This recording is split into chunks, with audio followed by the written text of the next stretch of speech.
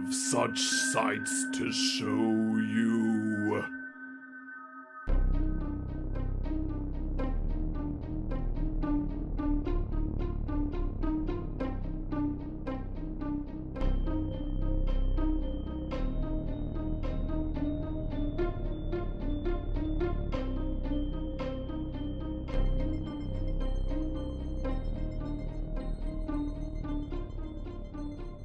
We're Poppin the Scary horror podcast here. I'm your host Coale, and with me as always I have my good friend and co-host Aaron. Hey! Hey! You see that new Overwatch cinematic? Don't get me tilted, bro. To be fair, there was nothing tilting about it. In fact, there was no feeling about it at all. I was dead watching it, and I'm like, man, remember how excited I would have been in 2016 seeing this? He was as dead as all of Blizzard's franchises are.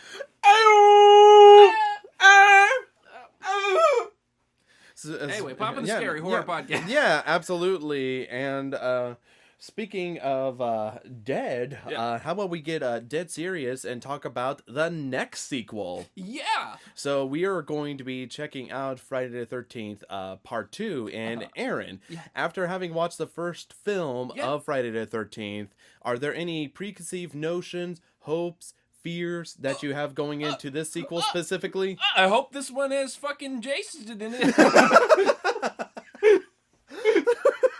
I mean, that's fair. That's definitely a fair thing to have overall.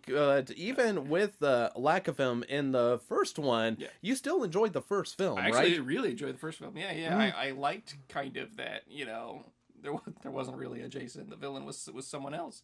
So, but this one, I presume, getting into the second of the series, that Jason's actually going to be here. But I was wrong before when I presumed Jason was going to be here.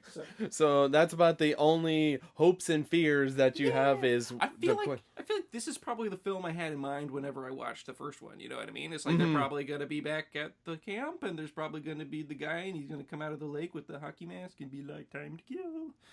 Yeah, it'll be definitely really interesting to dive in.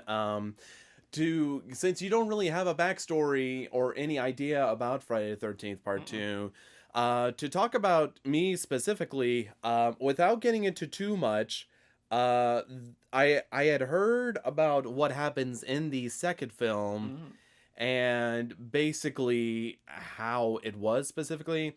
And whenever I watched it, it was a fairly peculiar experience. Like I said, I feel like the Friday the 13th films are very unique with certain aspects that they do. Yeah. And I'll point out stuff without spoiling you, as a matter of fact, but also the audience. But overall, whenever it came to this film a lot, I never heard anybody talk about it necessarily because, again, whenever it comes to the Friday the 13th franchise, I just think there's a lot of movies that, I would never be like, oh, yeah, I know. It's not like Evil Dead where it's like, oh, yeah, this happens here, this happens here, this happens here. It's just kind of more like when I think Friday the 13th, it's like, oh, yeah, I just think of everything that happens there. So, I mean, there ain't too much I want to speaketh about the Friday the 13th Part 2. Well, how many movies are there, man? So, great question. Give me a ballpark. In total, there are 12 movies. 10 numerically, 1 remake, and then 1 spin-off. Whoa. You're telling me there are 12 Friday the 13th movies? Yeah. The next one's gonna be a big one, right? You would hope so, if it isn't stuck in legal limbo, because you know about that, right? Oh, yeah?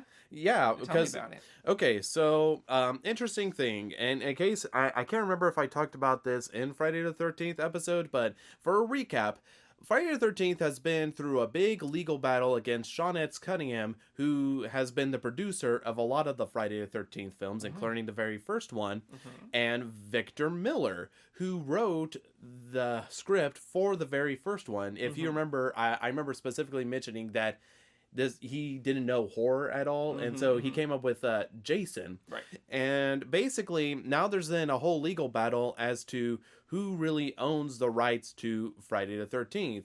because Sean S. Cunningham was like, hey, you're like a script for hire, you know? We brought you on to come up with the characters and stuff for us. And Victor's like, no, I wrote the characters. They belong to me. That wasn't negotiated in the deal.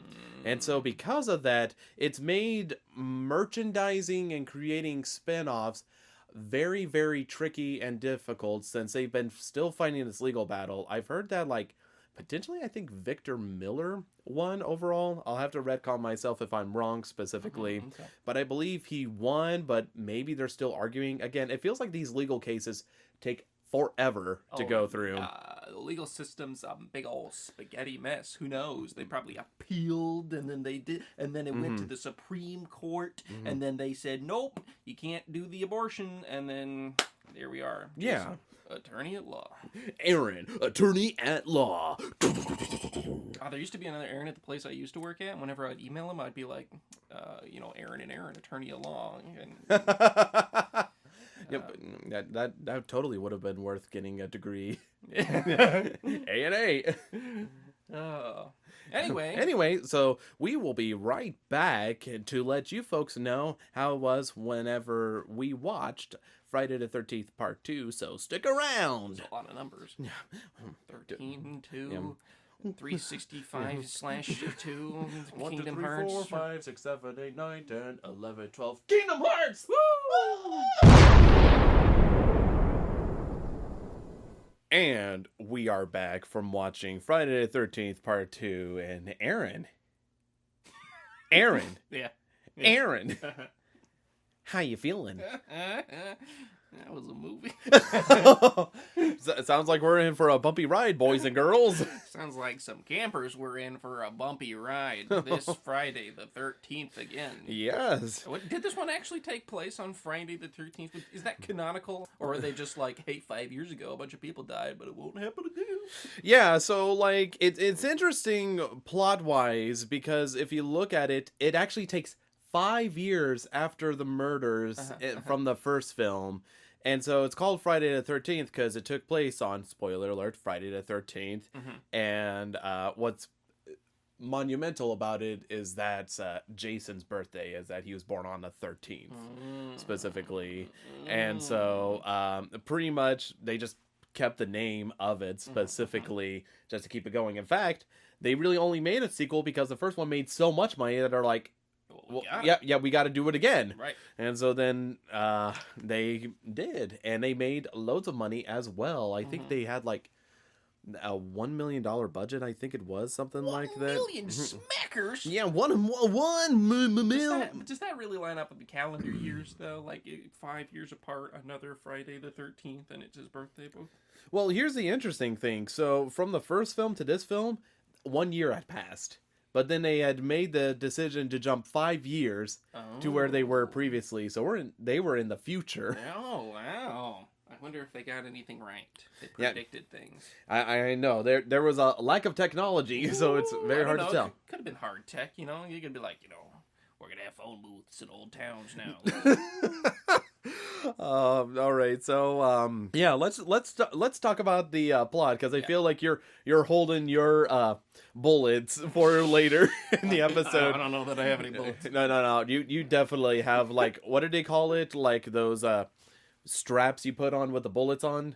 Oh yeah, like an ammunition belt. Ammunition belt. Yeah, we'll go with that. Like a gay leather harness that you put on, and absolutely, it penetrates. Yeah. You know what I'm talking about though? Like the sex harness, like the German dungeon porn kind of like.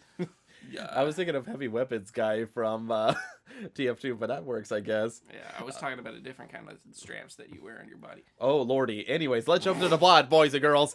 So, as we mentioned before, Friday the 13th Part 2 takes place 5 years after the events from the first film. 5 años. Yes, instead of them going over to Camp Crystal Lake, Camp Blood. Yes, which has now been deemed Camp Blood, as it was before. They go to Camp Crip instead.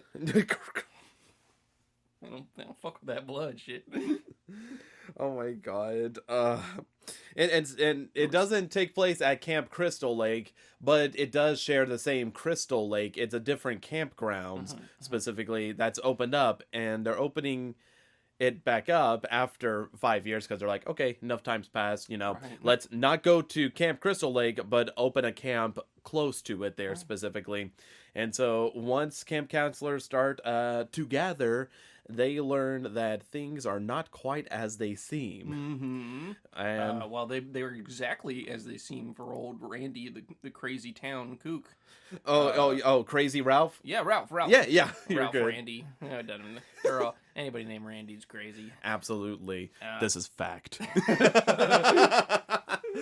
Anyone named Ralph is crazy too, and especially if you wear a slick fedora. He didn't change his outfit in 5 years. If it ain't broke. He's wearing the same goddamn thing. Yeah. Still telling people you're doomed. Yeah.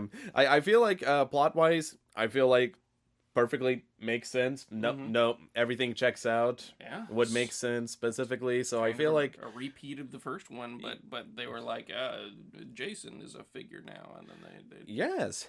So we'll dive into characters specifically, and I guess like the biggest thing on people's mind is there Jason in this film? Where was Jason? Yeah, that's the interesting thing, because The killer was Ralph the whole time. Oh my god, this podcast is getting derailed. This isn't. Did the killer ever name himself? Did he say, "Hey, nice to meet you. My name's Jason"? No, I don't think so. All I know, it was some strange man in the woods. Who else matches that description? Ralph. I'm just saying. All right. Well, that is certainly a theory that could be totally dismissed immediately in the length of this episode. I think it's bulletproof. Oh my It's a solid theory. Okay, so let's talk about regular characters then before jumping over to Jason. Since you don't need to know anything about these characters. They are horror movie characters. They have no personality. The women take their tops off. The men's want to fuck them. There's the characters. There's at least one or two goofballs that you hate. And then there's a responsible camp counselor or two. And then the rest are just horny and trying to fuck. And they get fucked instead. Here's the character synopsis. We don't need to know their names. The only name you need to know is Ralph. He's the only cool character. Okay, so overall consensus on the majority of the characters is there's only a few good ones, and the rest, forget about them. No. Yeah. I don't remember any of their names. let's go through them one by one, which I have totally memorized after seeing this film so many times and totally not looking at a list of names so that way I don't forget. Because they're very memorable characters with memorable names. Absolutely. So one of the leading people that started this whole thing is Paul Holt. Yeah, Paul Holt. He's the camp counselor head guy.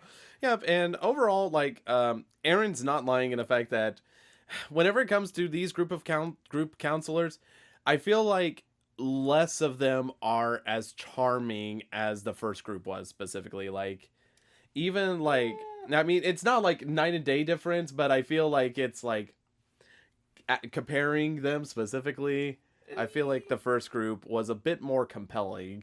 Maybe a little bit. Yeah, I mean, there's some good individual characters, but as a whole. Yeah, I'd say so, yeah. Mm-hmm. But, and Paul Holt, as a whole, I feel like he's just the straight man. He kind of reminds me of Eric Foreman for some reason, just with his mannerisms he has like from that 70s show. Yeah, he's a little less of, like, Eric Foreman, I feel like comes off as, like, incompetent, and this guy comes off as, like, I'm the competent guy that's keeping things together. You know what I mean? Yeah, that's true. But similar vibes of the he's a dude in the 70s, and he's like, I'm a camp counselor, and I'm responsible. Yeah, so I feel like overall gets the job done. I don't feel like he does anything inoffensive or anything. Boom, one. Yeah. Next is his love interest, Jenny. She's late. Yes, absolutely late, and I feel like she has car troubles, and that never comes up ever. Yeah, I feel like they really tried hard to make her character compelling at the beginning and give like certain hints that do play later in the film, but then she just kind of plateaus and stays kind of the same throughout. It's like Yeah, it's like they introduce her and then give her all the character development sort of front loaded. They're like, oh, she's late, and there's a little bit of a tension between them, and then but there's a romantic interest, and then nothing else. Yeah, and so it's kind of disappointing to see specifically there, but overall, I still feel like it's fine. Yeah. I feel like that's the whole synopsis of like, I felt like she did fine. I don't know if I find her quite compelling as opposed to other characters, but she overall does the job. She was given a few more complicated like acting tasks, and I feel like she was probably one of the better actresses in the cast. But yeah, I mean, she was fine. Yep, that's fine overall. And then we have good old Terry, which if you remember her in the Mickey Mouse shirt and her little dog. Yeah.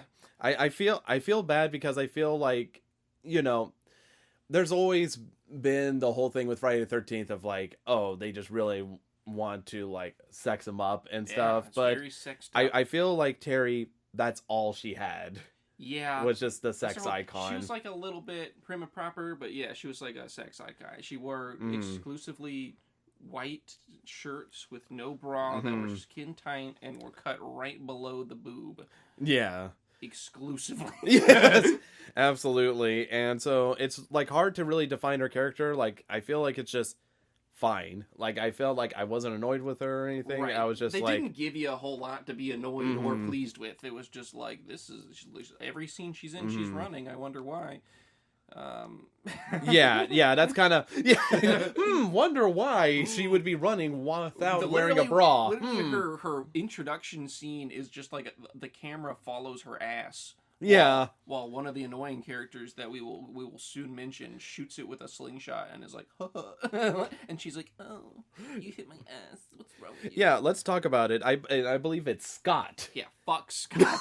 Yeah, Scott is this character I did not like the most. You immediately said from the beginning, I hate this guy. Yeah, because his introduction was slingshotting a woman on the ass as a way of like introducing himself, and then he said nothing. He just slingshotted her on the ass and then kind of like smiled.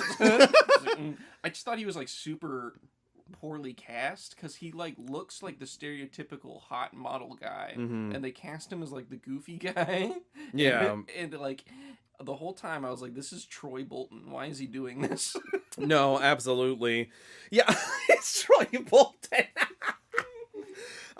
Yeah, I'm like, no diss at Scott, but I feel like he had nothing except being just like the charmy, flirty guy. He's the guy that thinks he's charmy, flirty, but is actually oppressive, pervy.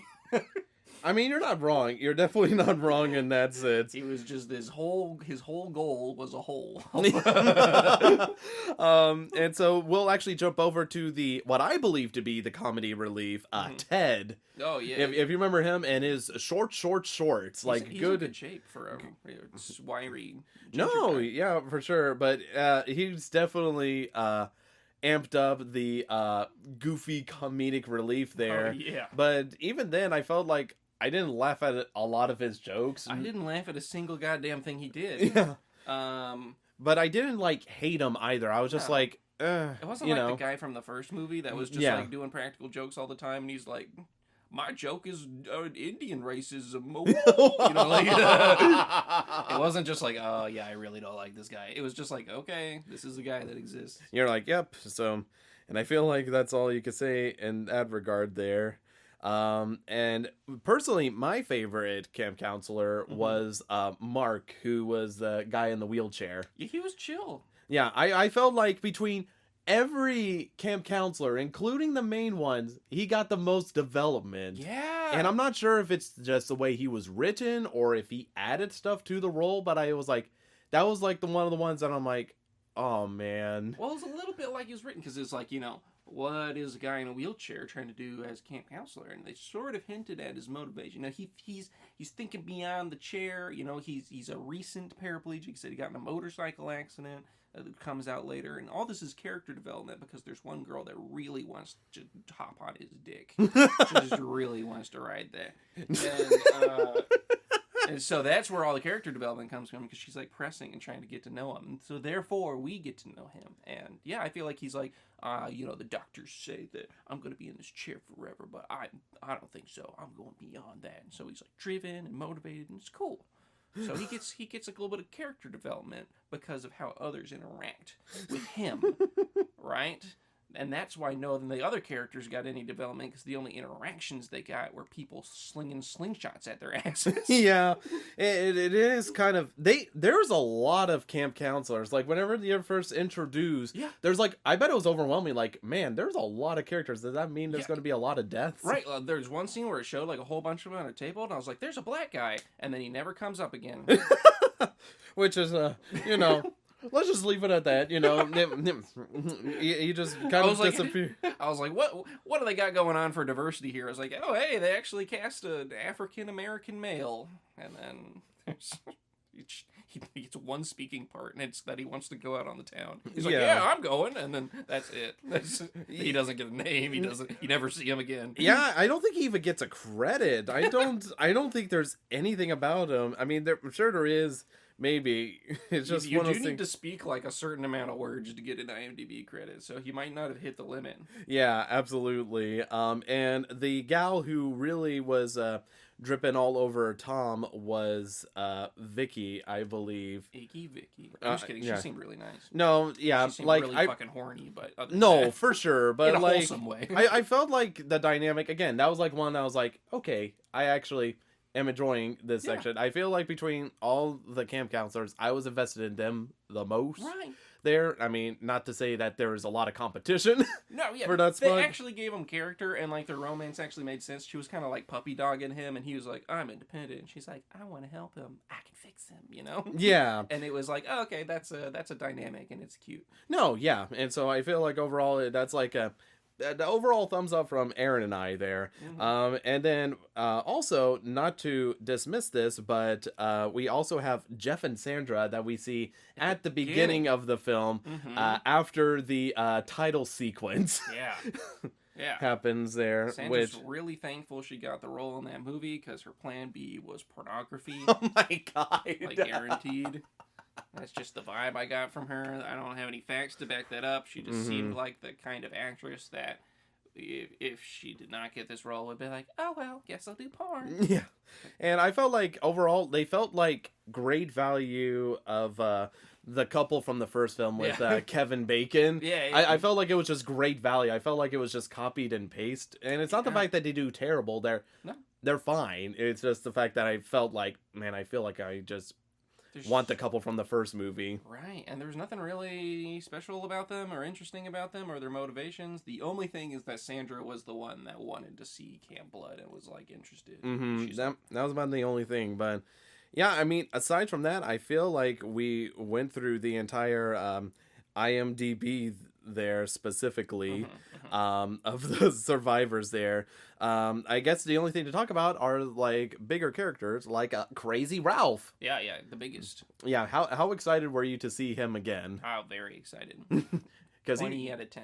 Yeah, because he was like one of your favorite characters from the first movie. Yeah, because he's just fucking you're old, I like that.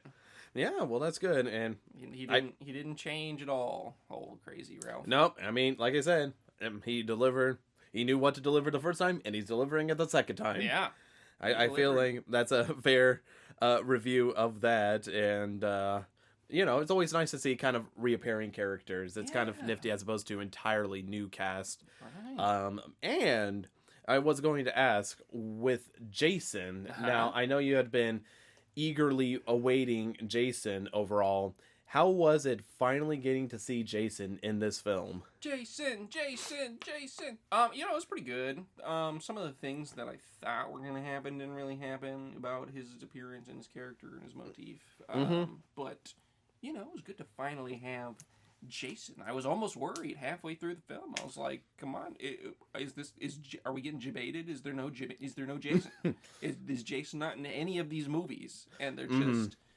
pulling us along. It's a big gag that all the horror movie fans are in on. Like, he's just like this background character, and none of the movies actually feature him as the villain. But it was him, all right, I assume. Yeah. I can't know for sure. Well, I never saw his hockey mask. Yeah, because I'm sure that confused you too, because I'm sure, like, you were expecting, like, okay, if it's Jason, there'll be the hockey mask. Yeah. And how did you feel seeing no hockey mask, but a big burlap sack over his head? It was a little weird. I don't like the burlap sack aesthetic. It's kind of like a hanged man or something, but it didn't really work for a drowned guy. So, it was like, why is he hiding his face? But of course, his face is like disfigured or whatever. But... Yeah. And that's the interesting thing is the fact that, you know, it shows that he drowned, but specifically whenever Paul's telling the story, he was talking about it as a tale, saying like, oh, turns out he didn't drown, but he got away from his mother, and then whenever he saw his mother cry, he vowed revenge against the camp counselors, and so he used that, but then after the story's done, he's like, nah, just kidding, he drowned, specifically. So you don't know exactly what happened to Jason specifically, like if he drowned or if he didn't drown specifically, because people have argued this to the point of like, I'm gonna go ahead and tag horror movie podcast who first mentioned this. I think Wolfman Josh was the podcaster to mention this theory and how he's bothered by this, but he's like, you know, supposedly Jason drowned in the lake, and then came back as an adult, right? You know, specifically, even though, like, if you died as a child, you should still be child size specifically, because you're not growing, so... Which would lead to me, because they discussed, they'd be like, he's been 5 years, he'd be a grown man now, you know, they kind of talk about that at the time period between when he supposedly drowned, when this event happened at Camp Blood 5 years ago, and then now. So, like... I feel like the movie kind of points you towards, you know, he didn't really drown, but they thought he drowned, and he's, you know, alive and was living off the woods as a kid or whatever. Yeah, absolutely. And how was it getting to see Jason in his ragtag shack? Yeah, it was a little like, you know, Deliverance-y or something, you know, as just like hillbilly, and that's what makes it scary, is that he's in a meth lab in the woods or whatever, you know? Yeah. The part where, there's a part, I guess I could say this, it's kind of towards the beginning, there's a part where like a cop is like looking through a shack, and like, I was like, why are you in here? You're just begging to die. But the shack, yeah, you get to see it in several different moments, and I feel like they do some cool stuff. The shack and what's in the shack. But I feel like it helps build up his character, kind of, because you finally get to see his lair. Because, you know, you look at all these horror movies where Texas Chainsaw Massacre, you have the Sawyer household there. With Freddy, you have the boiler room. And with Jason, I mean, there's obviously Crystal Lake there, but then getting to see this shack specifically is very peculiar. Yeah, it was interesting. It didn't give off, you know, like big powerful vibes like I feel like Texas Chainsaw Massacre or the Boiler Room or those sorts of things do. You know, like it feels. I mean, this is really nerdy. It feels to be like Dungeons and Dragons, you know, where you're like in the lair and they have lair actions and stuff, and that's why they're so powerful. You know what I mean? Whenever you're fighting a boss or something, like a dragon's lair, you know. No.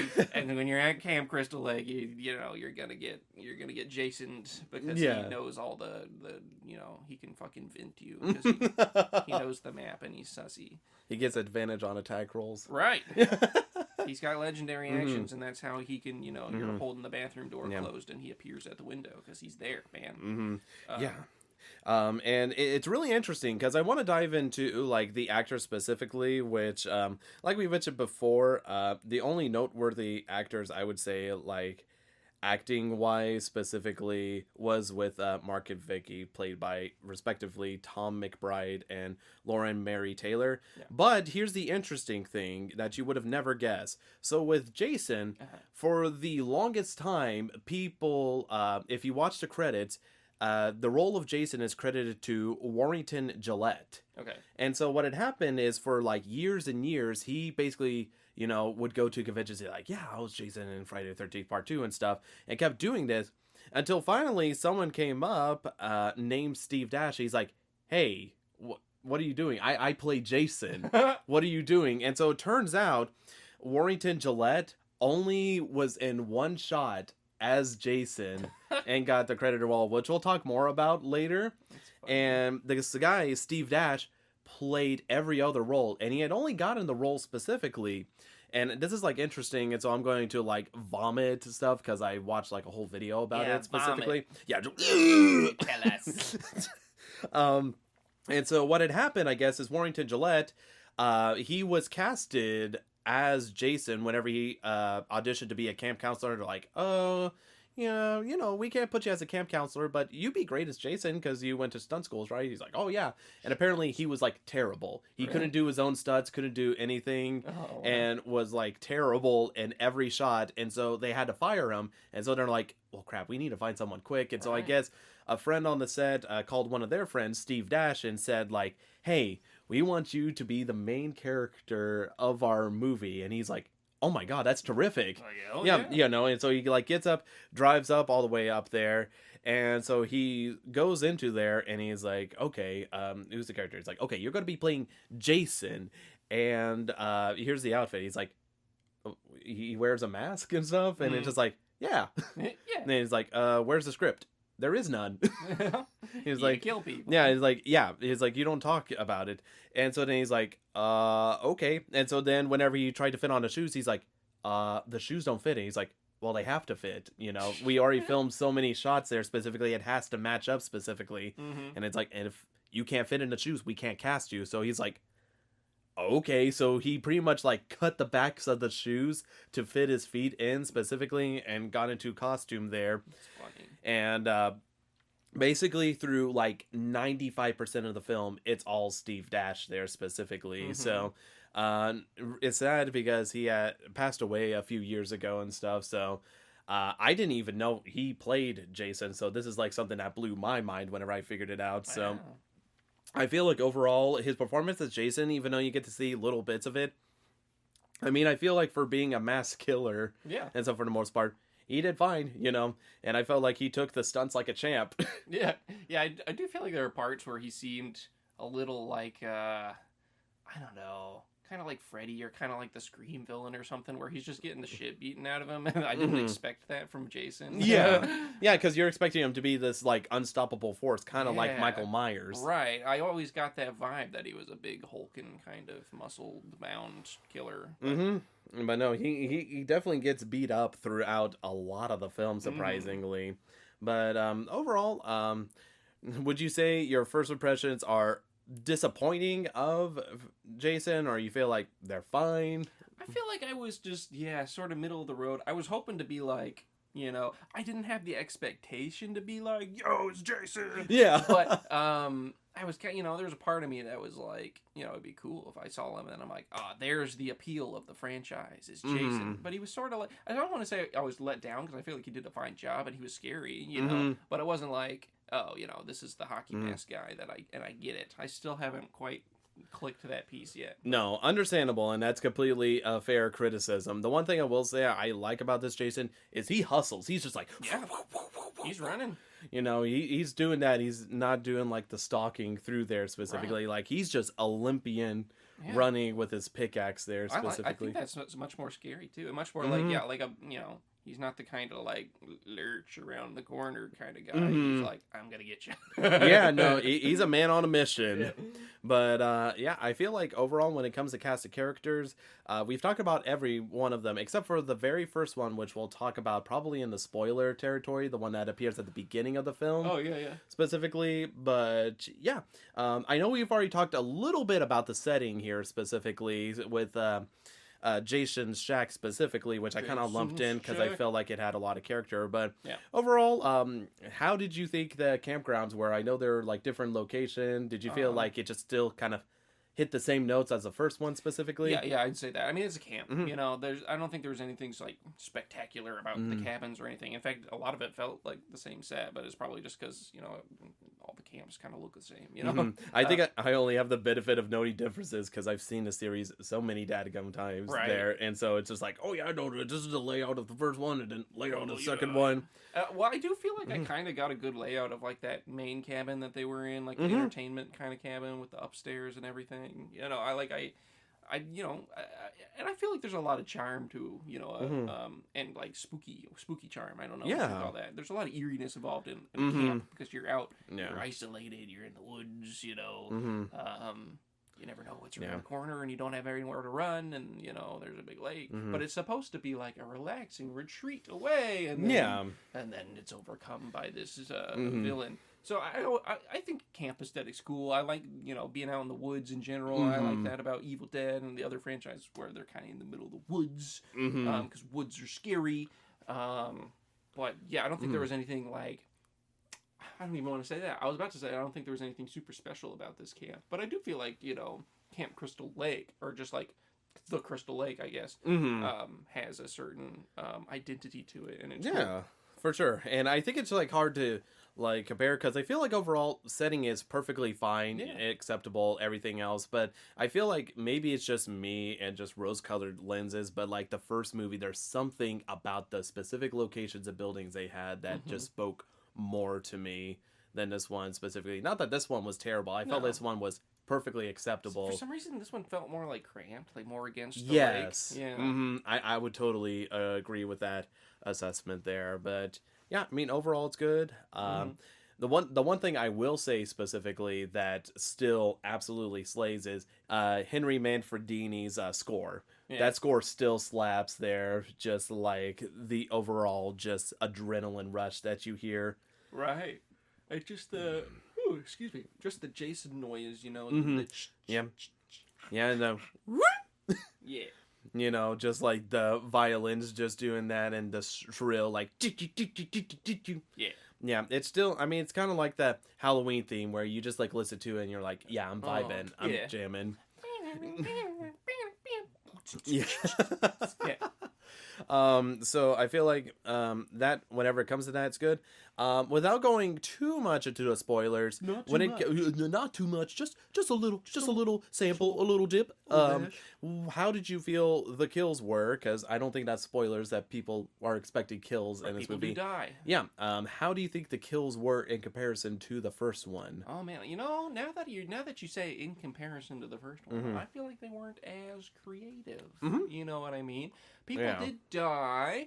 I feel like the deaths were largely straightforward, although there was some little flair here and there related to some. But usually it was like the one big flare that I'm thinking of happened after the guy was already dead. So yeah, I know. We'll talk heavily about that in spoilers, but and it's not like they were all just like stab, stab, stab. But but most of them were just like stab, stab, stab. Yeah. There was there's a little setup here or a little chase there or whatever, but it largely I feel like it was fairly not as creative with the kills as the first one. But. Yeah, I think that's totally a fair thing to say. I feel like, the kills are still kind of like somewhat exciting, but like especially whenever you think about how visceral the first kills were specifically, that's where it starts to lack in comparison. And I know like sometimes comparing films to other films can hurt it, but I still feel like in this sense it's fair because this is a sequel. It's supposed to like still bring more and add to, and I feel like overall, while it doesn't feel super underwhelming, it's just kind of like okay, kind of like nod. I feel like they did more to like set up some of the kills in the first one too, you know what I mean? Like I'm thinking like the bow and arrow shit and like it being in the shower room and like they did more to and and they're in the bed, there's all these things that they did and she was under the bed or whatever. There's all these things that they did to like set up a kill so that whenever it happens you're like ooh and this one there really wasn't any of that. It was just kind of like bam, right. So I think that's a totally fair thing to say overall.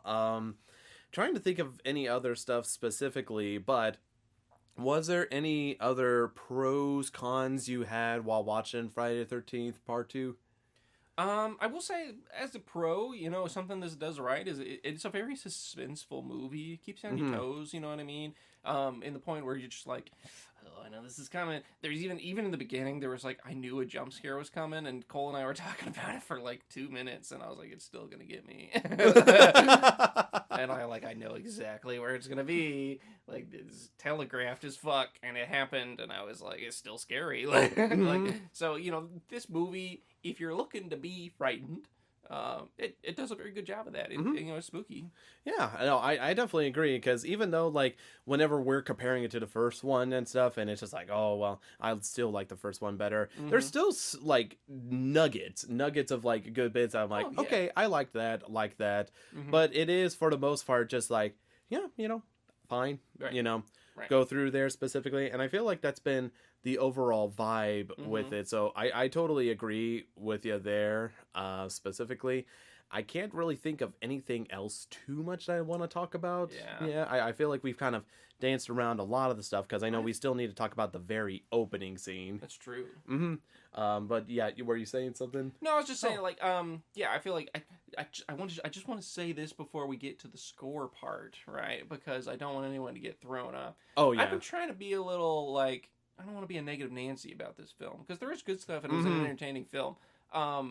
Don't expect my score to be super generous. Oh, man. Foreshadowing for the score. Yeah, man, I'll just... Score shadowing, am I right? I mean, I'll just give you a quick rant, because I hate to, like, let's just jump into scores. Well, okay.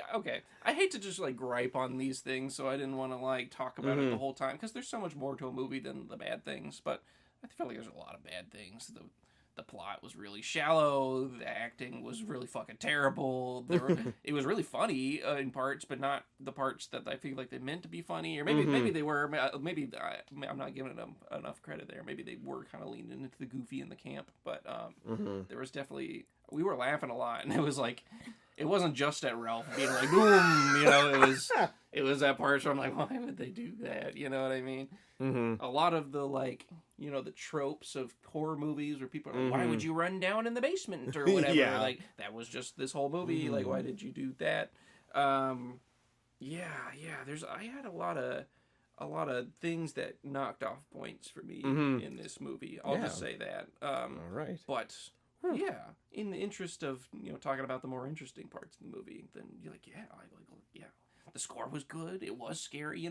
I'm looking at the bright side of this thing. I don't think it was an awful. It's not like an awful experience. I had a good time watching the movie. Yeah. But yeah, it's not going above average this time. Dadgum. So, Aaron, what would you rate Friday the 13th Part 2? Oh, man, I'm giving this one a 3 out of 10. Okay, well, that's completely fair and understandable, because I gotta be honest, because I didn't want to mention this, like, towards the beginning, but watching the sequel to this, I was also kind of let down the first time I watched it, because I was kind of like you, because I had grown up seeing, like, the hulking brute with a hockey mask there, and not to say, like, Jason's the reason, like, oh yeah, it was terrible. I feel like Jason's probably the strongest part of this film still, even if it's not the Jason we wanted to see specifically.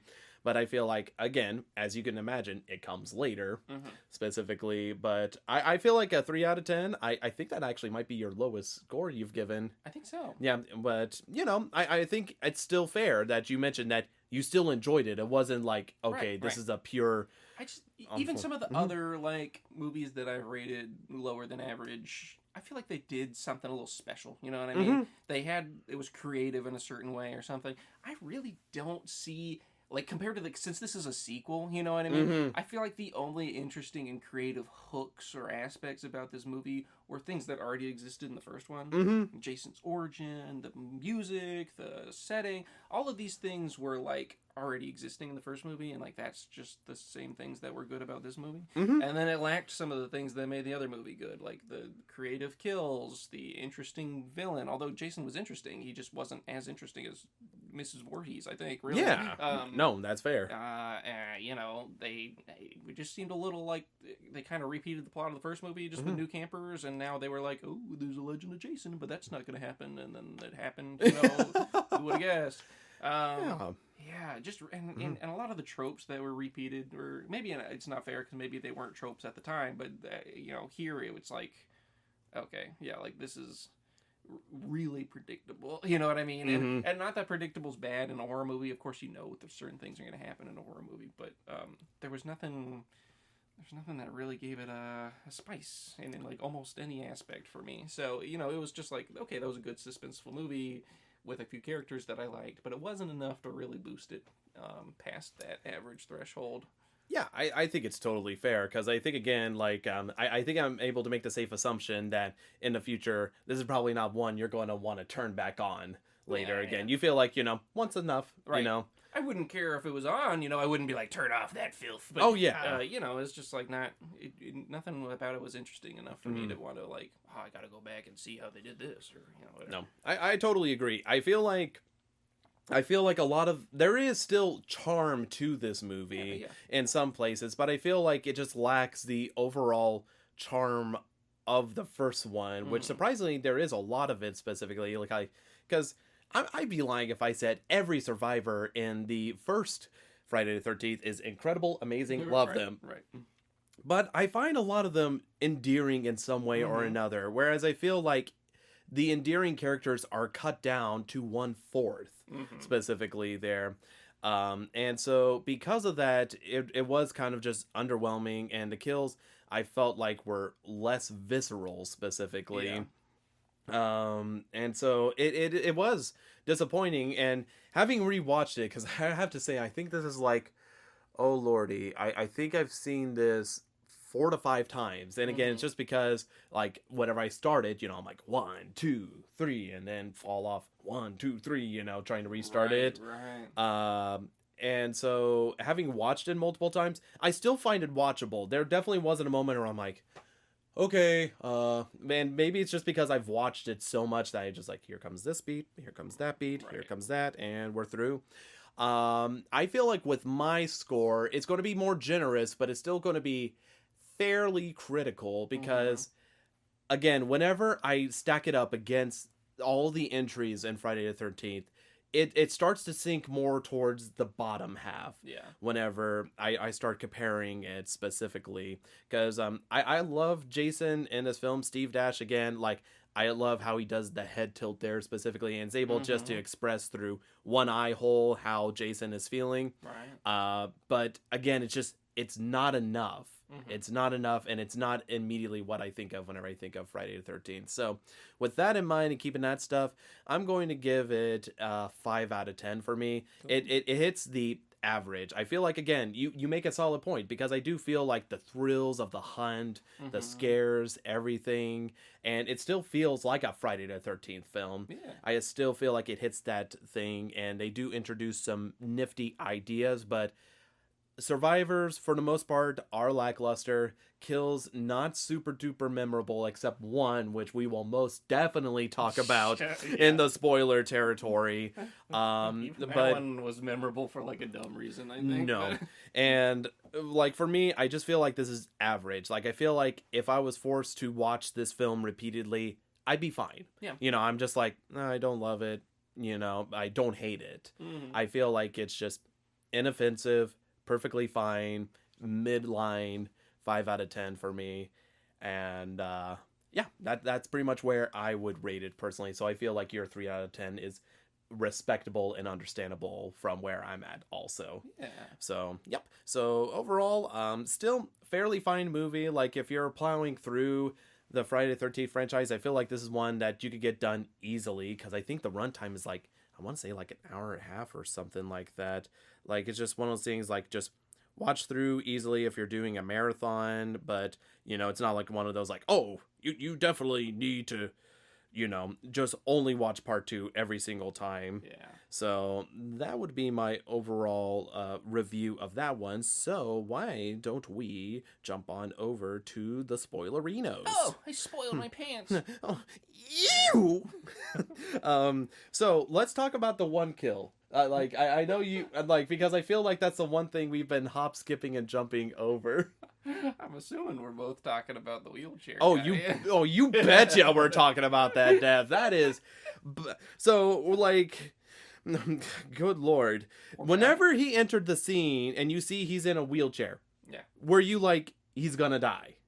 I mean, I assumed they were all gonna die, except for 1 or 2, because that's how these movies tend to work. Mm-hmm. I was like, you could do something interesting with this. He's in a wheelchair. I mean, like, I thought they were going to throw me a curveball a little bit and be like, he was going to be one of the last ones alive. Maybe even make it out, and he's going to fucking wheel down the road or some shit. Get creative. That would have been so cool. Yeah, because he's like a perseverer, you know what I mean? He's going to fight back, and, you know, Jason's going to underestimate him or something. But no, he just kind of wheels out, gets macheted in the face. You don't want to know the sad thing? Look at his IMDb profile picture. It's him getting macheted in the face. It's just him. Like, I just feel like you couldn't have just done another shot where it's alive, because you look at all the other characters and it's like, okay, there's a scene from the movie there. There's a scene from the movie there. There's a scene from the movie there. Could you have not...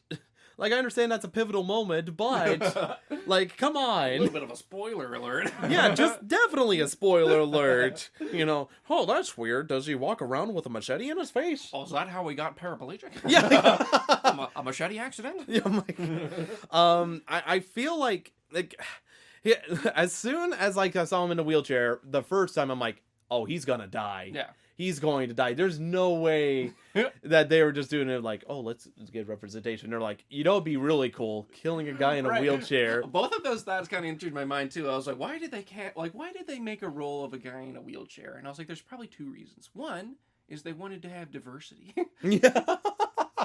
And then I thought, two, they wanted to kill someone in a really silly way. Yeah, absolutely. They wanted to kill a guy in a wheelchair. And I was like looking around, well, there's no other kind of diversity here, so it's probably the latter. Well, and it's bad too, because whenever you compare him to the rest of the camp counselors, he's like the most admirable. Like, whenever, like, 3/4 of the camp counselors leave to go to a bar for the rest of the movie, which is where our precious, black representative camp counselor heads off to. Yeah. Good on him. He's just like, no, I'm in training. I don't need to be drinking. Right. You know, and he's like turning down like drugs and alcohol. He's like, I'm in training.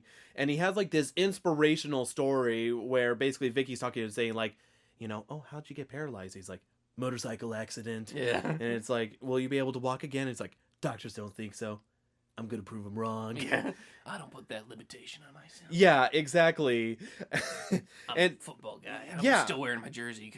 I've never taken it off. Yeah. 81, baby. Represented the year. Yeah. I feel like as soon as he mentioned, like, I'm in training, I'm going to walk someday. I'm like, oh, no, this is just a big slap to the face or a machete to the face. You know what I'm saying? They could have done something cool. They could have made it so, like, you know, he falls out of his chair or something when he's getting killed by Jason and he fights back a little bit and then he, like, starts to walk, you know, like he's, like, trying to walk on his fucking legs. Oh, that would have been so cool. And he's like, I could do it, you know what I mean? And they, like, almost makes it to the phone or something and then he gets macheted. Okay, 1 out of 10. This film's a 1 out of 10 for not doing that. There's all these things that they could have made the kills more creative, but no, they just machete him in the face and then throw him down a flight of stairs. To be fair, you can't blame that on Jason. It was just the sheer force of the machete slap that starts slowly wheeling him back. Droops down one flight of stairs. I love how they gave the guy in the wheelchair the cabin next to the giant flight of stairs. Gee, thanks. Yeah, because it's like one thing, because like there's like the cabin with like the little small wooden stair steps, and he goes down there, keeps slinking back to the huge concrete flight of stairs. Which I feel like probably wasn't even next to each other in reality. They just like cut and then they threw a doll in the wheelchair down. And it's just going.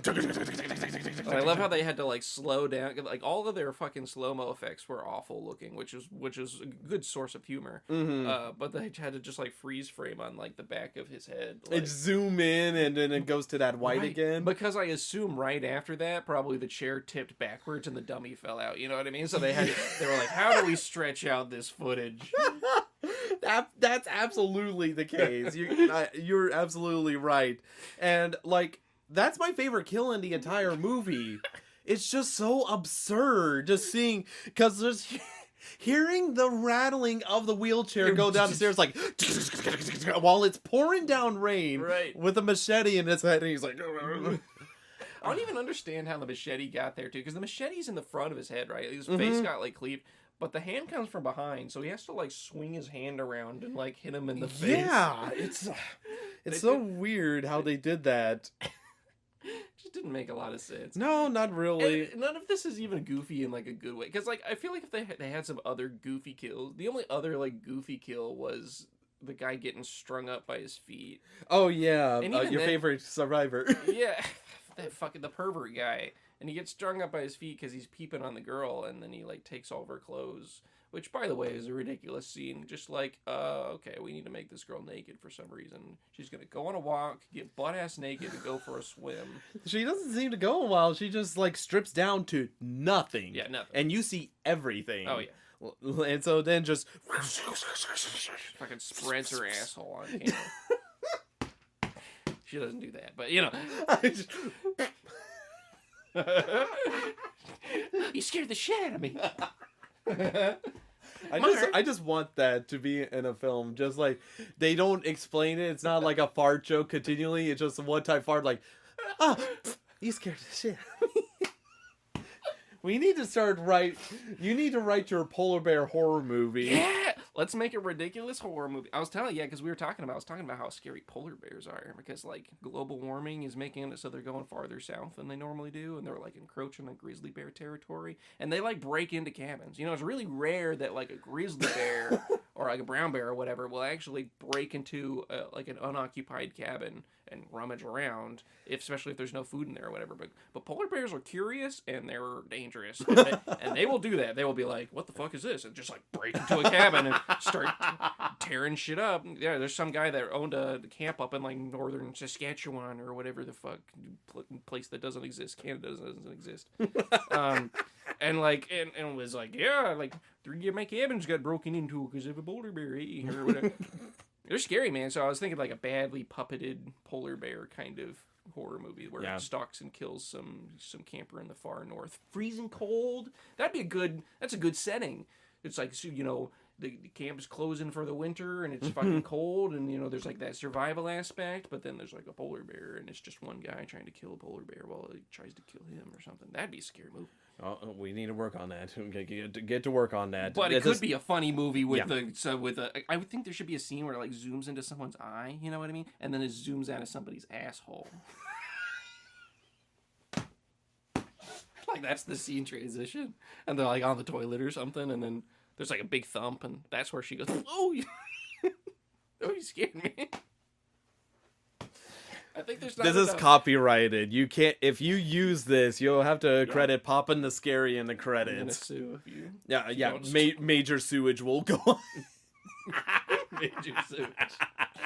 Listen, if there's anything I've learned from the Friday the 13th series, it's that sex sells. Nudity is what makes things successful. They're like, how can we get some titties on the screen? There are a lot of titties on the screen. There's a lot of ass on the screen. Disappointing amount of male nudity. None of that. Oh, yeah. So I think there should just be a movie that's like straight up like NC-17, just like dongs out.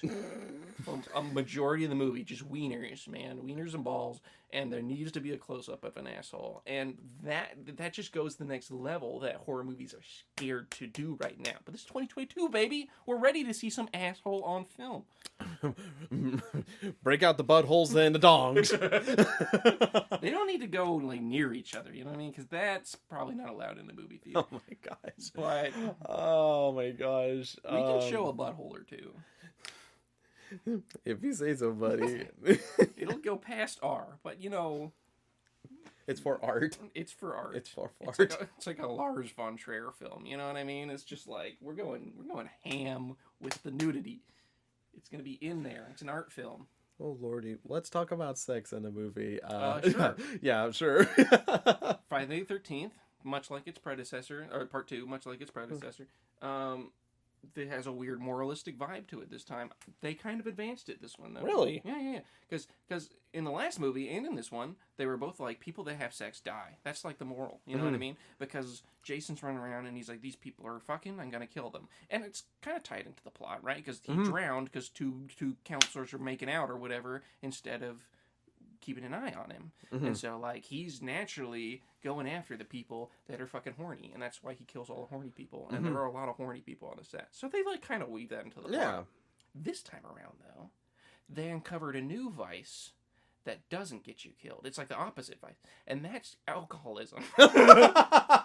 if you go out and drink all night and don't return back, even though you told your camp counselor guy that you would, and you just keep going to the bars all night and getting fucking plastered, you're gonna survive. That black guy didn't get killed. The fucking goofy, lanky ginger guy that was like, yeah, I'll come back. And then he's like, where's the next club, old guy? Yeah. He didn't show up at all again in the movie, so we assume he's alive. I thought he was going to die this movie. I thought Ted was for sure dead. Yeah. Like, comedic reliefs are guaranteed death. No, they just quit showing those characters. Yeah. we don't need closure of any kind. We're just you just forget about them. Which is kind of like a tease if you think about it, because you think about the first film. Everybody dies except for Alice, which we'll talk about later. Yeah. But you see all these camp counselors, and then you're like, oh man, all the kills, all the potential.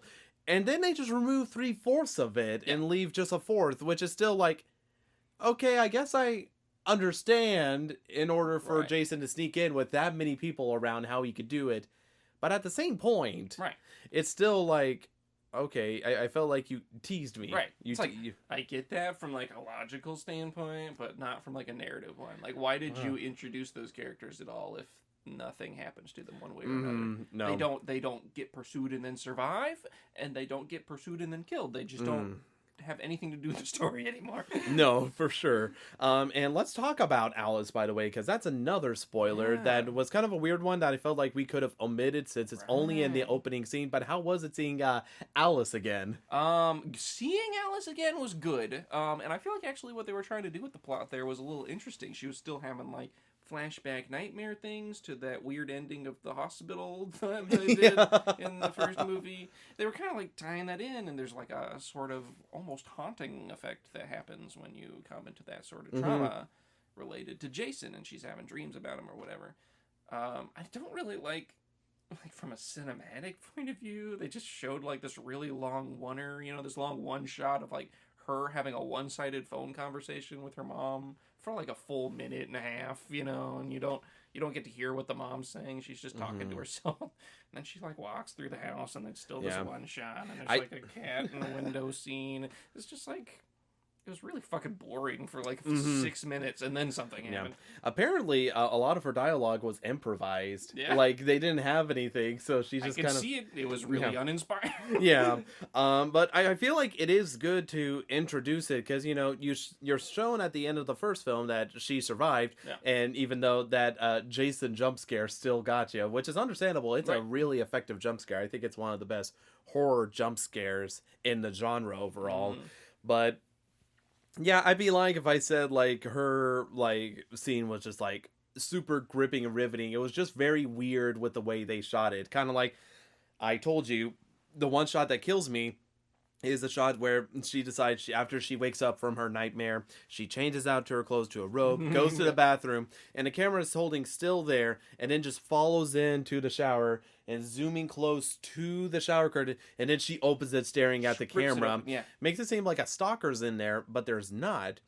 And so there's a whole lot of weirdness to it. And then all of a sudden, whenever she opens her fridge to potentially get food for the cat, she sees Mrs. Voorhees' head in the fridge specifically. And that's whenever Jason strikes with the ice pick that Alice had earlier. And here's another thing I will mention, because I thought about it listening to a horror movie podcast with Wolfman Josh. He says, so you mean to tell me Jason either walked or bought a ticket to go find Alice's state of residence to kill him? Like, that is some dedication to leave, because you would assume she's far away from home. You would assume she was far away from that camp too, whatever she like is now, wherever she is now. It's not like she just went and got her new home right next to where she just Crystal Lake Apartments. Well, this will be a nice place. Yeah, that is a little weird. I didn't think about the travel time, because I didn't think about where she was. I think it really made the podcaster Wolfman Joss a little annoyed, because he's like, how do you explain that? Like, you have this bagged head dude sitting on a bus going... The part that I didn't get is like how... and I know this is like not the weirdest thing to get mad about, but how did he get in the apartment and she not care when she's like literally the plot was just centering around how traumatized she was and how like she's like, I just needed to get away and get alone. And it seems like the first time she's alone in a while, and then she hears a bump and she grabs the ice pick and she's like, something's gonna happen. And she's like, did she not notice that window wasn't open before? And like, did you think the cat opened the window? And now she's just like, oh well, it's just a cat. I'm not scared anymore. She had to like check to make sure it was locked. You don't think she would be like locking the doors and like? I'd be kind of freaked out seeing a window open. I'm like, nope. Yeah, I'd be like, well, fuck. Last time this happened, I was pursued by a crazy old lady and almost killed. You think she'd have a little more PTSD for somebody that was just shown 2 minutes ago to be having PTSD? Yeah, because I think they mentioned in the movie like her murder happened like a year after it happened or something like that. Specifically, because it wasn't the full 5 years. Right. So you think that PTSD would still be fresh, especially seeing everybody she knew get murdered specifically, and after she nearly died. So and she was on the phone several times, like with her mom, like about how worried her mom was about her and stuff, and how she's like, yeah. So I feel like overall the scene is fine and stuff. And I heard that Adrienne King only came back just for her to basically have her character killed off, because she's like, I'll come back for very minimal screen time, which I feel like that's perfectly fine. I feel like it's, even though it makes no sense how Jason is able to travel all the way to where Alice is at and kills her, I feel like taking that out of consideration, it's still a nice scene. And I love the fact that she's boiling tea and it whistles as soon as she like gets stabbed.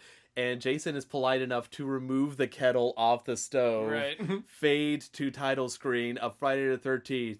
Explosion. Yeah. Literal explosion. Part 2. Like an action movie. And then they go through the longest series of opening credits with nothing else behind it. Yeah. It's just like, here's all the opening credits, and they don't even bother to show you, some nice scenic views of the lake or something. It's just a black screen with white text. Yeah. And you have to sit through it. And so you're just like, okay. So I feel like it's a fairly strong opening there, but you're right, it does until that part. Yeah, for sure, definitely kind of kills the momentum a bit, but they did it in the first film, so I'm thinking they're just like, oh yeah, follow with tradition there. But I totally get what you're saying though. And I don't know, whenever it comes to spoilers, I mean, I feel like we could talk about every single death that happens, but I feel like it's fairly uninspired again, because like Jason does stab the to making out specifically through the chest, and Sandra is the only one to see Jason with, and I thought that was supposed to be a toy spear specifically, it looks like a toy spear, but I guess like maybe just the visceral strength of him just penetrated through there specifically. Yeah, 2 of them and a bed and the springs below it. Surely the toy would break, but I'm willing to suspend my disbelief. Yeah, for sure. And then again, there's like the kills where you don't even get to see, oh man, I can't think of her, Terry's death, you know? You just see her scream and then, I guess she's dead, specifically. You see her body at the altar later, which is cool. Yeah. That's like the one cool, setting thing. No, I thought the idea of, Jason having a dedicated shrine and altar to his mom in his ragtag shack was, a really nice thing. Again, that's one of the other things that I'm like, okay, I love that they added this in Friday the 13th, that he's just kind of built this shrine and he's still trying to serve his mother specifically. So, and the counselor lady is quick thinking to be like, oh, I'm gonna try to, and they did foreshadow that part. Yeah, which was one of the more interesting parts. She's the one that got all the foreshadowing. She got the car not starting foreshadowing, and that one was kind of cheap. I was like, okay, this is gonna definitely come up later. But she also got the she's at the bar and she's talking to them and she's empathizing with Jason, and they're like, shut up. And she's like, okay, and then that comes into play later. She's like, I'm gonna pretend to be his mommy.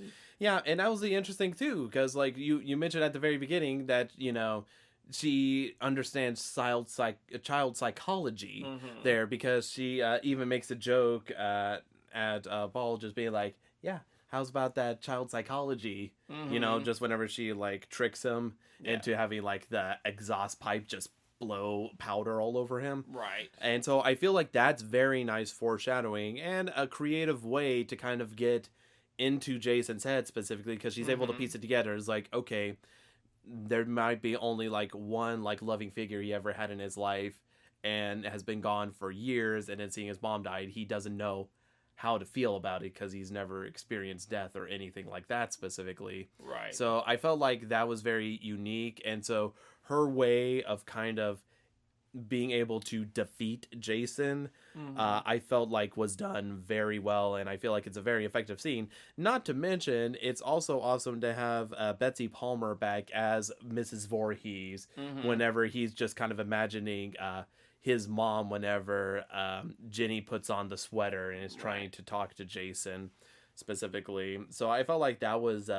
very clever overall, and I definitely would say it's again one of the highlights of this film. Yeah. Overall is that whole scene, and just being able to do that, and Jason's only able to break out of it whenever he's like, "Hey, wait a minute, there's my mother's head. Right. What does this mean?" And then by then it's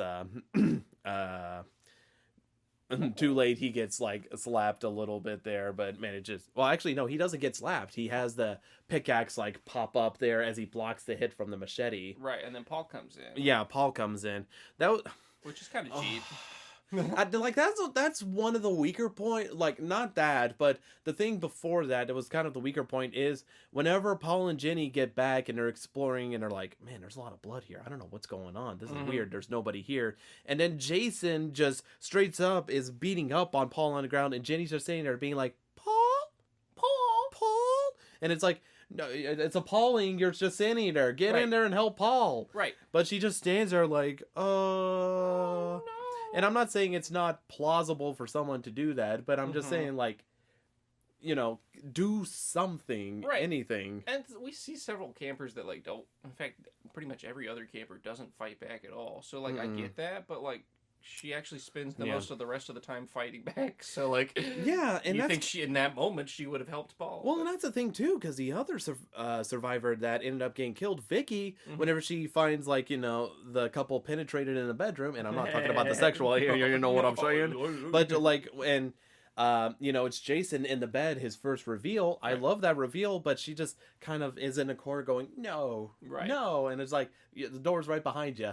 Right. Yeah, head out there. It's so, there's so many scenes like that where it's like fight or flight and they do nothing. Yeah, they just kind of idle. Right. They idle there specifically. And so because of that, it does end up being a bit underwhelming. Like I said, I feel like the kills are mostly just machete, spear, and the hammer whenever the cop first discovers the shack, whenever he goes there. Which, by the way, you gotta love that shot of the cop whenever he's driving away from the campsite there, and you see Jason just jumping into the woods, doing that. It's so corny, but I also love it. So it's like one of those things. Like, I wouldn't change that for anything. Yeah. I I just love how the cop just like leaves the door open of his car and just chases after Jason and like loses him really quickly. And instead of just being like, well, fuck, you know, whatever this thing I was chasing in the woods is gone. He's like, no, I'm going to keep running. Yeah, no, he's committed to his job. Yeah, he keeps stopping, and then he's like, no, I'm going to keep going. And then he finds this shack, and instead of being like, okay, well, you know, this is probably the shack of the murderous guy that's around that I believe in because I just told some campers to not go to Camp Blood. You know what I mean? Like, you know, I'm just gonna walk in here without my gun drawn. Like, I'm just gonna search around. He was totally unprepared, and then, you know, he rightfully so gets hammered in the back of the head. Right. There, so I completely understand that. I feel like that's a majority of the kills in the film going through it. So we'll talk more like about the overall ending of the film specifically. Sure. And so you mentioned the shrine there specifically because basically after Paul is supposedly killed, you know, Jason is now chasing after Jenny, and then there's just like a whole bunch of like shenanigans, like running away. And while like I feel like the fight between Mrs. Voorhees and Alice was like goofy but still entertaining to watch, I felt like this was just goofy. Yeah. You know, there specifically, and mostly just on Jenny's part with her decision making overall. And, you know, Jason also kind of added to goofiness, but it was still cool to see him kind of try to chase, like whether it's through the window, stabbing the pitchfork through the top of the car. Yeah. stuff like that. But whenever she gets to the end, tries to do reverse psychology, doesn't quite work out. And then Paul comes in to save the day and is trying to wrangle Jason. And so then she comes in with the machete and cleaves into his shoulder. Cleaves that. He's down for the count. And they tend to always they leave themselves weaponless. Have you noticed that? Yeah, and that's one of the things that really gets on my nerves about these movies is that, and they did this chronically in the first movie too, is they will attack the villain and then they don't go for the coup de grace whenever they're down, you know what I mean? And they don't grab a weapon to defend themselves later, and they don't remove the weapon that the killer had, you know what I mean? They do nothing to protect themselves, and then they don't even really effectively run away. It's just it's what? I understand not making the optimal choice in the moment, but you're not making any choice. Well, and here's the crazy thing. They had some really busted weapons there, because there's one point where Jason is chasing Jenny into this cabin there, and after Jason unfortunately stands on the most unstable chair in the world as he tries to go for the stab, Jenny pulls out a freaking chainsaw, which scares Jason. You see the fear in his eye. He's like, oh fuck, I'm gonna die. And so anyways, she misses with that specifically. Well, and then it seems like she hits him in the arm or something. Yeah, something like that. She gets a little blood splattered on her. Yeah, and then she just grabs the chair, bashes it, and then she's like, I'm good. Right, and just walks out. Doesn't take the chainsaw. Doesn't he? Optimal thing, obviously, would just be go for the kill there. Yeah, or at least have the chainsaw stop working. Right. And to do something. I seriously, that was going to make me mad, and I thought it was going to happen. That I thought he was going to pick up the chainsaw, and I was going to be oh my god. I was like, this is what you get, you dumb bitch, but... Well, at least Jason didn't have much sense either. Yeah. Specifically to do that. But there's a lot of weapon leaving, and so whenever she does machete Jason through the shoulder there, her only thought is to pull the mask off, and off camera they react and are like, ugh. Ooh, and then baby. And then they leave to the cabin, and then they hear scratching at a door, and who else is it but Muffin, the dog? Of course, even though you saw a desecrated dog corpse of that size. I'm so confused by that, because I'm guessing, was that just a different dog that happened to look like it? I guess so, because why do anything that makes sense? Because, the only other idea I had was that this was a dream, and this is because whenever Alice is sitting there oh, Muffin, doing that, an unmasked Jason pops through the window, and you see his, horribly deformed face, which, by the way, that's the only scene that Steve Dash was not a part of, but instead was the guy they originally casted, Warrington Gillette, as Jason.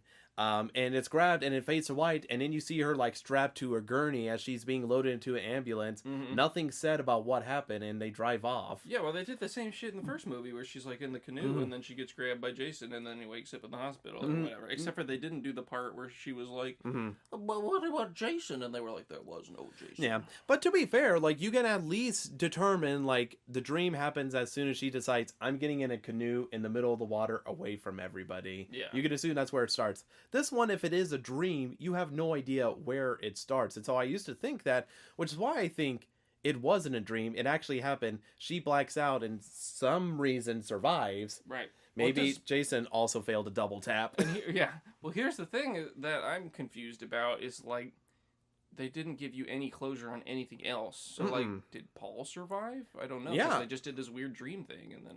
Yeah, and so, assumingly, you don't know what happens to Paul. There's, zero confirmation. I've even had to look this up specifically to see, did I miss something? Is Paul actually dead? Did they mention? No, they don't mention anything about Paul specifically. Right. And all it is as soon as they load Jenny up in the ambulance, they don't say anything, they drive away, and then it cuts to Mrs. Voorhees' head, which apparently, and I would have honestly hated this if they did it, initially they were going to have her wink at the camera. Oh my god. I thought, because it looked like somebody in a mask, in makeup, so I thought the eyes were just going to open and then it was going to fade to black, like the return of Mrs. Voorhees' corpse or something, but it didn't, and I was fine with that. But yeah, just leave it where it is specifically. But it's Jason's missing and Paul is missing. Don't expect Paul to be a reoccurring character. Sorry to spoil you in advance.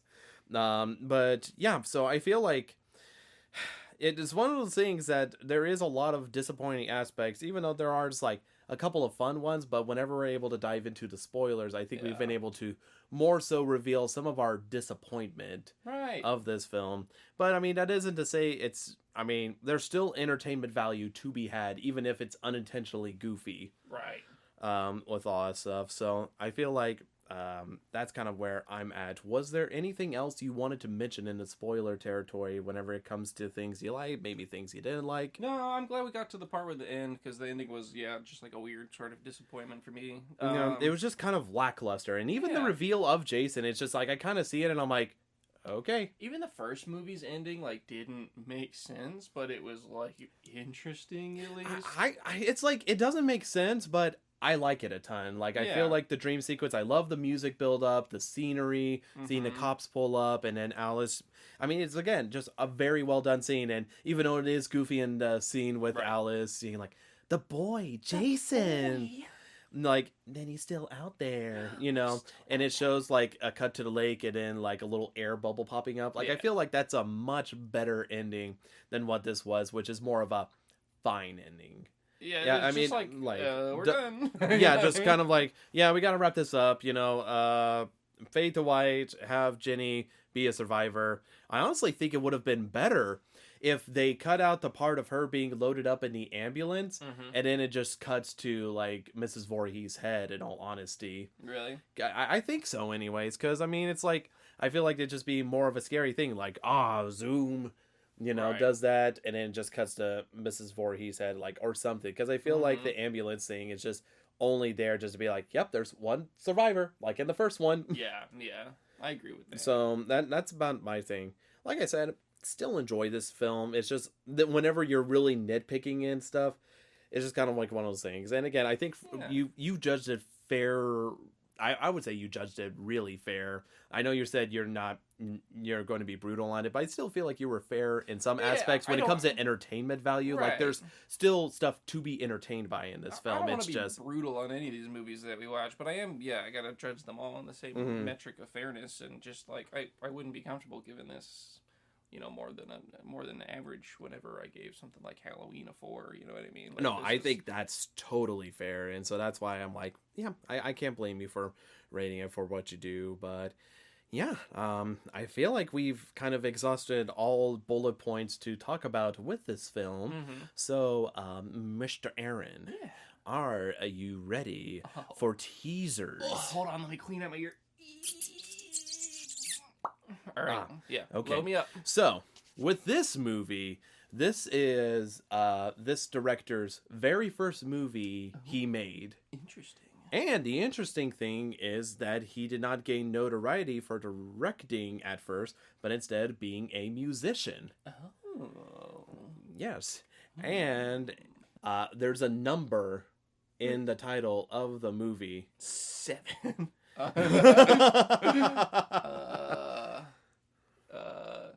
Is it like 20 whatever days later? Is that a horror movie? That is a horror movie, but it wasn't the one I was thinking of.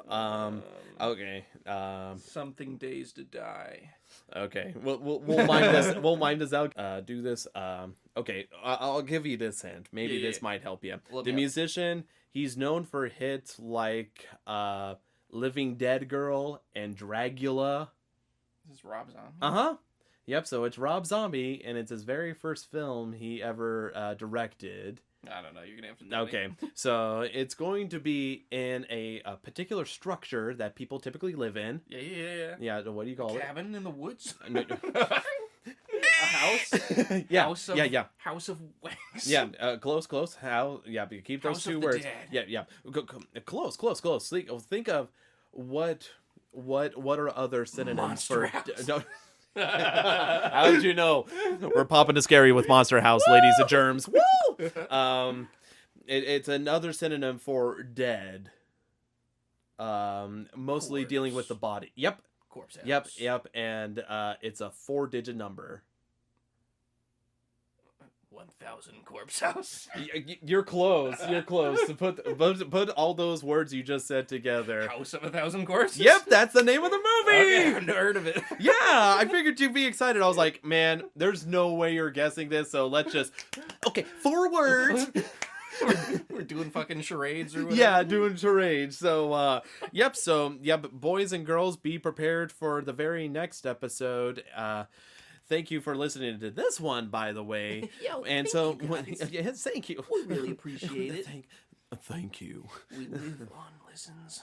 Absolutely. So, thank you for listening to this episode, and we'll catch y'all again next time when we're popping the scary with House of 1,000 Corpses. A lot of corpses. That's a lot of corpses. It's more than I would be comfortable with in a Zillow listing. One more, and I would have lost it. Be sure to subscribe to our YouTube, Castbox, or iTunes platforms to stay up to date when new episodes drop. To see what Aaron and I are up to, check out our respective Twitter accounts. For me, it is @CoalkirkVA, and for Aaron, it is @AnimalGameDev. Thank you all so much for listening to our podcast. We'll speak to you all again next time when we're popping the scary.